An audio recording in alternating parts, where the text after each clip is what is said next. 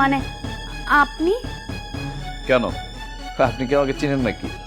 না sorry sir, আপনার মূল্যবান সময়টা নষ্ট করার জন্য। শুনুন, শুনলাম আপনাদের নাকি জায়গা জমি কে দখল করে নিয়ে গেছে। জি স্যার। বসুন।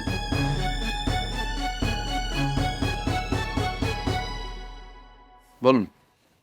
স্যার, ফয়সাল নামের এক প্রতারক আমার আর আমার আব্বার সরলতার সুযোগ নিয়ে আমাদের সয় সম্পত্তি বাড়ি সবকিছু নিজের নামে লিখে ফেলছে। আমরা প্রথমে সব বুঝতে পারি রে, কিন্তু যখন বুঝছি তখন সে আমাদের উপর অনেক মেন্টাল টর্চার করছে। এগুলো সহ্য করতে না পাইরা আমার আব্বা অসুস্থ হয়ে গেছে, কিন্তু অসুস্থ হওয়ার পরও আমার আব্বা সে বাড়ি ছেড়ে বাইর হয় নাই। কিন্তু ফয়সাল যখন বুঝতে পারছে যে আমরা এই বাড়ি ছেড়ে বাইর হবো না, আমাদের উপর শারীরিক নির্যাতন করা শুরু করে দিছে।